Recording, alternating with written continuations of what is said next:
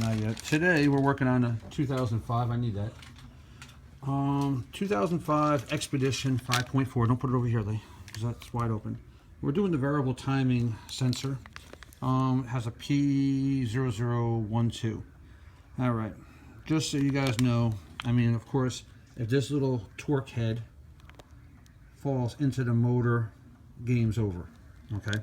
So this is the new one. Yeah, this is the new one right here. This is the old one I already extracted. Here, Lee, we hold the phone and you record. I just want to explain to people out there real quick. When you're taking this out, you know, one, try not to have gloves on because you really want to make sure you can feel your hands to do everything. What I do is I tape the socket, which is just a good idea. I mean, because you don't want to fall in there. And once you drop something into the engine, again, game over. So what I do is I apply gently apply pressure by pulling on this as I'm taking the bolt out. So this way, this bolt, there's no chance of me pulling out and that bolt falling down inside the engine. If it falls in the engine, again, you know, I don't want to keep saying it, but game will be over. Your day will be ruined. So what we're going to do is this. To reinstall this, we're going to apply a little bit of grease. A little bit of grease just to hold this from being wobbly and make sure I get the right spot so I don't accidentally push in there too hard and this come up and then this goes in and out goes bolt, because then, you know, I'll be having a bad day. So yeah, again, same thing. That's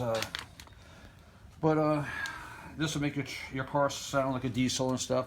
We tested it with the Snap-on computer. We put both them on, applied them, checked them out to see what's going on. I'm not going to go through switching them out, you know what I'm saying, because to switch them out, it's not worth the time and aggravation to switch the other one out. Right down there in that hole, right down there. And the torque's in the upper hole right there.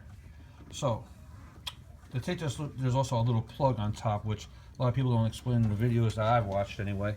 We see a little plug. Let me see where the plug went. Okay.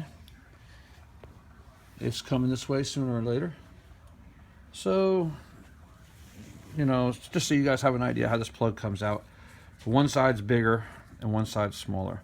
You pry up a little bit here, you pry up a little bit here. I'm gonna apply a little bit of silicone around this as I put it back in, I think, because the seal is all messed up. It's just rubber. You don't want to just pry on one side and break it. It's been replaced before, obviously. So, you know, 2005 Expedition 5.4. Yeah, I don't know how exactly this part works, but it will make your car sound pretty bad, like a diesel running down the road. But so, on another note, let me see my grease here real quick. We're going to apply a little bit of grease. Take this light, or take my phone again. Okay. We're going to apply a little bit of grease onto the part. And give me a paper towel over there, Jim. Just a little bit to hold this in there. I just want to make sure it's not going to go nowhere. You know, they do have stuff that you do for transmission assembly that you can use. But I just want to apply a little bit to hold it on there. Actually, I'm going to put a little more on there because I don't want this thing to fall out.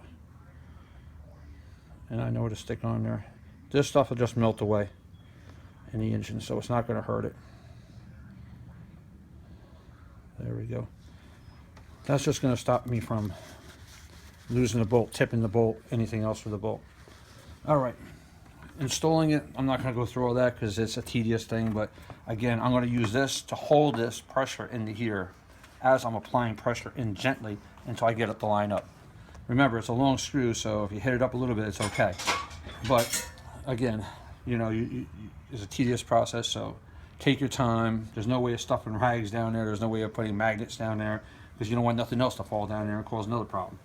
So with that being said, we'll be back with an update after this with part 2.